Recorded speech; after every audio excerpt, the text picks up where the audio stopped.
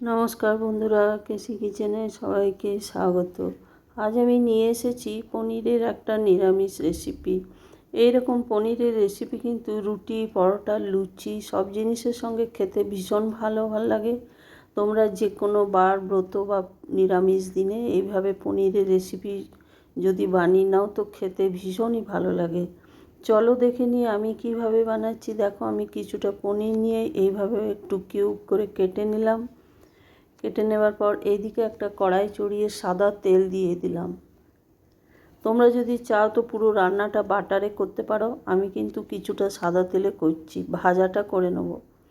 তারপর দেখো, তেলটা গরম হয়ে যাওয়ার পর সমস্ত পনিরগুলো ওই তেলটার মধ্যে আমি দিয়ে দিলাম। দিয়ে দেওয়ার পরে বেশ ভালো করে উল্টে পাল্টে লাল করে একটু ভেজে নিতে হবে, তাহলেই কিন্তু পনিরের এই তরকারিটা খেতে ভীষণ ভালো লাগে। তোমরা তো পনিরের নানা রকম রেসিপি বানাও বা বানিয়ে খাও, এইভাবে পনিরের তরকারি করে নাও তো খেতে অসম্ভব ভালো লাগে, খুবই টেস্ট লাগে।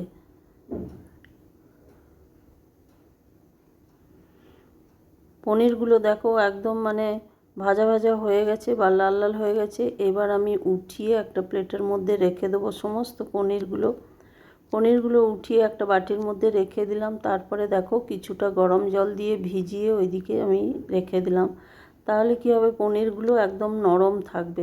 তারপরে ওইদিকে দেখো, আমি 7-8টার মতো কাজু আর 2 চামচ পোস্ত আমি কিছুক্ষণ আগে, মোটামুটি আধ ঘন্টা আগে ভিজিয়ে রেখে দিয়েছিলাম। ভিজিয়ে ওটাও আমি পেস্ট করে নেব। তার আগে দেখো মশলাটা করে নিই। একটা বড় সাইজের টমেটো, 2টো কাঁচা লঙ্কা আর কিছুটা আদা, এটা আমি পেস্ট করে নিলাম। আর ওইদিকে কাজুটাও আমি পেস্ট করে রেখে নিলাম। তারপর একটা দেখো মশলা আমি করে নিই। ধনে গুঁড়ো 1 চামচ দিয়ে দিলাম, জিরে গুঁড়ো 1 চামচ দিয়ে দিলাম, আর হলুদ পরিমাণ মতো, যতটা আমার তরকারিতে লাগবে সেই আন্দাজ করে আমি হলুদটা দিলাম। তারপরে এইটা দেখো জলে গুলে নেবো, জলে গুলে আমি রেখে দেবো। যদি গুঁড়ো মশলা জলে গুলে রেখে দেওয়া হয় তাহলে কিন্তু তরকারির টেস্ট খুব ভালো হয়। এরপর এইদিকে আমি একটা বড় সাইজের ক্যাপসিকাম আর একটা টমেটোকে আমি বড় করে কেটে রেখে নিয়েছি। এইদিকে ওই কড়াইটা, যেটা আমি পনির ভেজেছি সেই কড়াইটাতেই করব। তারপরে দেখো আরেকটুখানি তেল দিলাম, 1 চামচের মতো গোটা জিরে ফোড়ন দিয়ে দিলাম। এইবার এর মধ্যে আমি কয়েকটা এলাচ আর দারচিনি দিয়ে দেবো, গরম মশলা দিয়ে দেওয়ার পরে বেশ ভালো করে ফোড়নটাকে নেড়েচেড়ে একটু ভালো করে ভেজে নেব। ভাজতে ভাজতে যখন একটা মিষ্টি গন্ধ আসবে তখনই জানবে ভাজা হয়েছে। এবার ওইদিকে যে গুঁড়ো মশলাটা আমি গুলে রেখেছি সেই মশলাটা আমি তেলের মধ্যে দিয়ে দিলাম। দিয়ে দেওয়ার পরে মশলাটা একটুখানি ভালো করে ভেজে নিতে হবে। ভেজে নেবার পরে টমেটো আদা লঙ্কার যে পেস্ট করে রেখেছি সেই পেস্টটাও আমি এটার মধ্যে দিয়ে দিলাম। দিয়ে দেওয়ার পরে বেশ খানিকক্ষণ নেড়েচেড়ে মোটামুটি 2-3 মিনিটের মতো এটাকে আমি কষিয়ে নেব। কষানো আমার হয়ে গেছে, দেখো আমার জলটাও শুকিয়ে গেছে আর তেলটাও ওপরে ভেসে উঠেছে। এবার ওইদিকে যে আমি কাজু পেস্ট করে আর পোস্তর যে পেস্টটা করে রেখেছি সেইটা আমি দিয়ে দিলাম। তোমাদের হাতের কাছে যদি কাজু না থাকে তাহলে শুধু তিল বাটা দিয়ে করলেও, সাদা তিল দিয়ে করলেও কিন্তু খেতে ভীষণভাবে ভালো লাগে।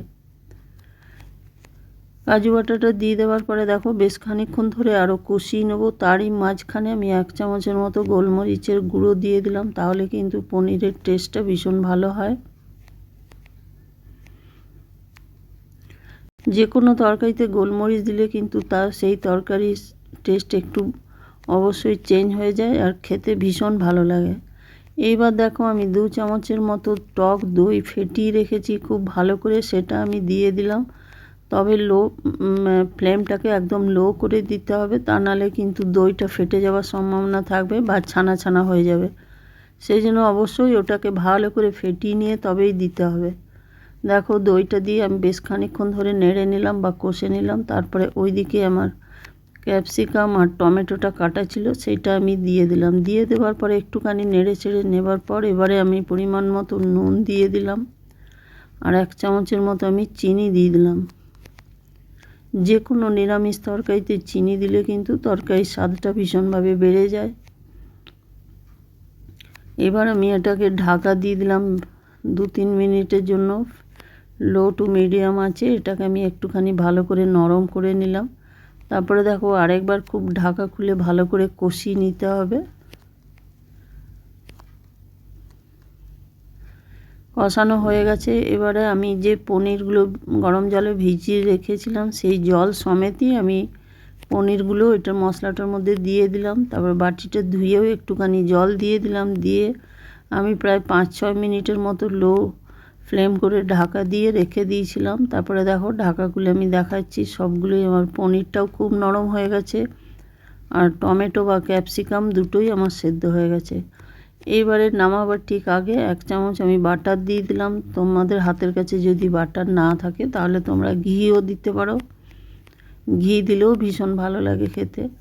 এবার দেখো আমি ওপর থেকে কিছুটা ধনে পাতা ছড়িয়ে দিলাম।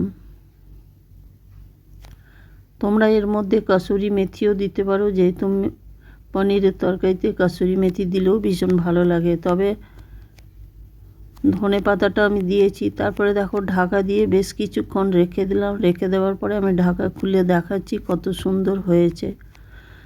আমার রেসিপি যদি তোমাদের ভালো লেগে থাকে তো লাইক, শেয়ার ও কমেন্ট অতি অবশ্যই করে দিও। নতুন বন্ধুদের সাবস্ক্রাইব করার অনুরোধ রইল। সকলে তোমরা ভালো থেকো।